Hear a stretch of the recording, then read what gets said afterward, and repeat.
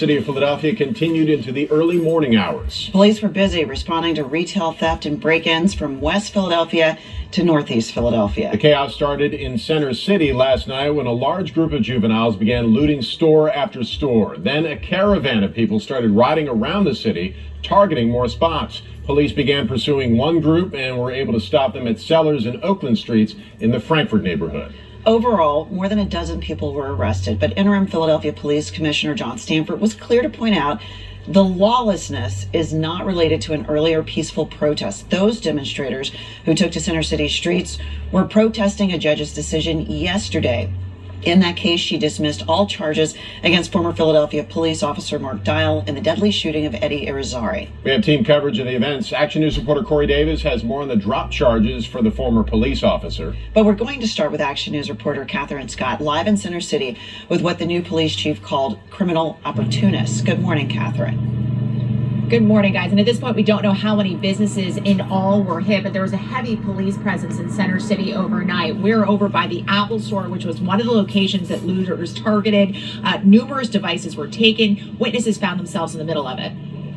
We just saw a bunch of people, just go into the Lululemon, clothes everywhere.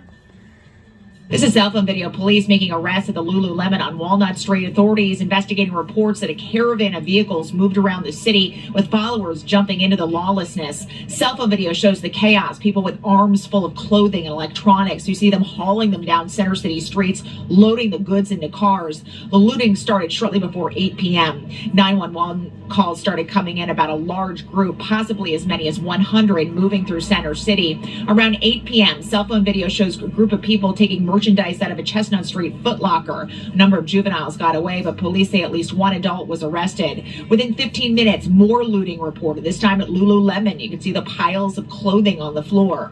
Around 8:15, the Apple Store on Walnut was hit. Phones and tablets taken, though police say some of the goods have since been recovered.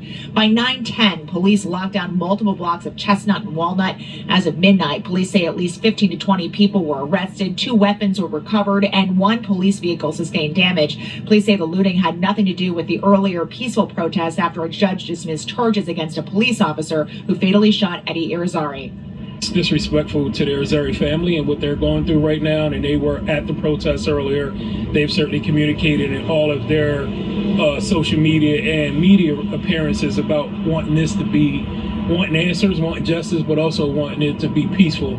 And these criminal opportunists just took advantage of us tonight. To see what our city went through in 2020, and to have some individuals try to recreate that same type of energy tonight is disgusting.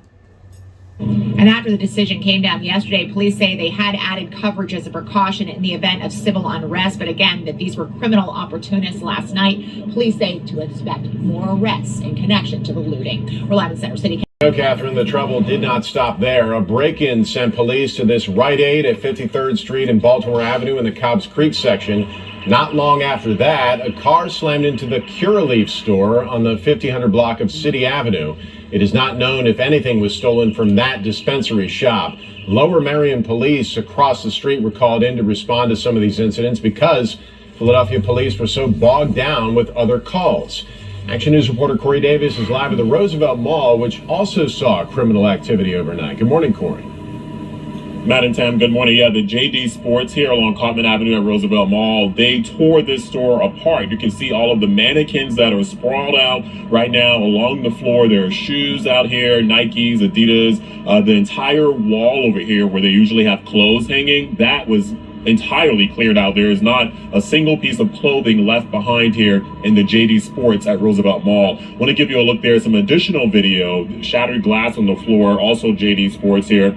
We're being told that the wave of looting here in the Northeast started after all the stuff in Center City around 11:15 last night. Looters also hit the T-Mobile store down the street. They shattered glass on the front door there. It appears someone broke through the back. The action cam was there as Philadelphia police loaded someone into the police van. A store called Dollhouse on Cottman Avenue in Mayfair was also hit. The entire front window was smashed out, leaving shattered glass all around the ground. We're being told the owner there is armed and guarding his store. Police tell us the looting yesterday was not part of the peaceful protest earlier in the day. The family of Eddie Irizarry among the protesters at City Hall and also moved over to the Criminal Justice Center. That's where the judge dismissed all charges, including first-degree murder yesterday against former Philadelphia police officer Mark Dial. The August 14th fatal shooting in Kensington caught on body camera and surveillance. Dial shot Irizarry 6 times during a traffic stop after his partner yelled, "Gun, knife." Two knives were found inside Irizarry's vehicle. The initial storyline, police actually changed the initial storyline after the incident. The judge ultimately yesterday dismissed all charges, citing a lack of evidence. Family and protesters arguing the video is more than enough evidence. So moving forward, we know the district attorney has appealed and will petition the courts to file those charges against Dial all over again. That ultimately would be left to a judge to make a final decision on that. Reporting live here in Ronhurst, Corey Davis, Channel 7.